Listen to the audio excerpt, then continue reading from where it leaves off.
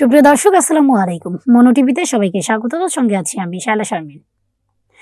গাজীপুরে দৈনিক প্রতিদিনের কাগজ পত্রিকার নিজস্ব প্রতিবেদক মোহাম্মদ আসাদুজ্জামান তুহিনকে জনসমক্ষে নৃশংসভাবে কুপিয়ে হত্যার ঘটনা সহ সারা দেশে সাংবাদিক নির্যাতনের প্রতিবাদে এক মানববন্ধন ও প্রতিবাদ সভা করছে মৌলভীবাজার জেলার সাংবাদিক ইউনিয়ন। শনিবার 9 আগস্ট দুপুর 1টায় পৌর মার্কেট চত্বর এলাকায় আয়োজিত এই কর্মসূচিতে অংশ নেন জেলা সাংবাদিক ইউনিয়ন সহ জেলায় কর্মরত সাংবাদিকরা।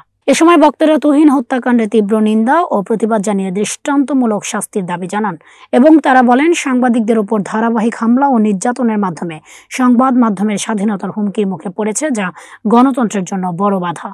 আমাদের দাবি হলো যে এই যে নৃশংসভাবে সাংবাদিক তুহিনকে কুপিয়ে জবাই করে হত্যা করা হয়েছে, শুধু সাংবাদিক তুহিন নয়, বছরের পর বছর প্রতি বছর অনেক সাংবাদিক নিহত হচ্ছেন, আহত হচ্ছেন।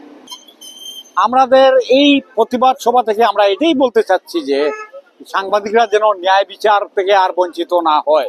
দীর্ঘদিন সাংবাদিকরা 16 বছর সাংবাদিকরা অপেক্ষা করেছে, নির্যাতিত হয়েছে, কিন্তু এই রাষ্ট্র আন্দোলনের সাথে সাথে স্বৈরাচার সরকারের পতনের সাথে সাথে সাংবাদিকদের মনে একটা আশা জেগেছিল যে আমরা অন্তত ন্যায় বিচার পাবো।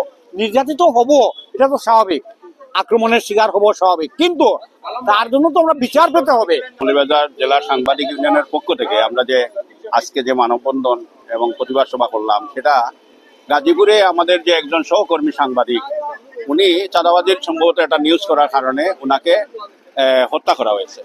তাইলে ওই তুহিন হত্যার প্রতিবাদে আজকে আমাদের এখানে প্রতিবাদ সভা।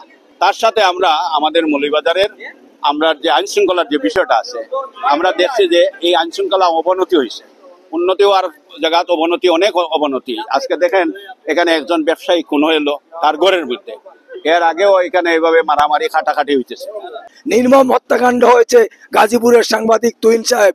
তার কর্তব্য পালন করতে গিয়ে সন্ত্রাসী তারা উপর্যুপরি কুপিয়ে এবং তাকে ধারালো অস্ত্র দিকে হত্যা করে আমাদের মৌলভীবাজারের ব্যবসায়ী রুবেলকে সেইভাবে হত্যা করা হয়েছে। ইতিমধ্যে খবর এসেছে মুন্সিবাজারে নাকি আরেকটি ছেলেকে আজকে কুপিয়ে হত্যা করা হয়েছে।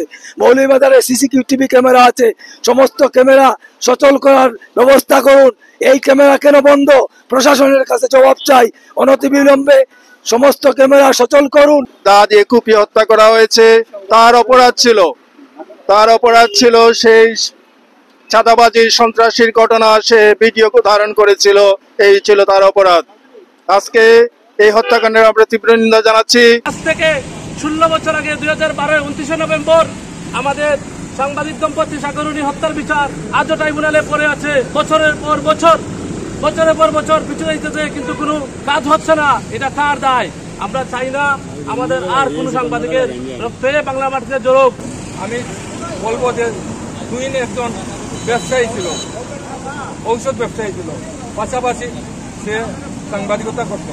তাকে যেভাবে মারা হয়েছে সারা পৃথিবীতে দেখছে, এইভাবে কোনো মানুষকে মারে না।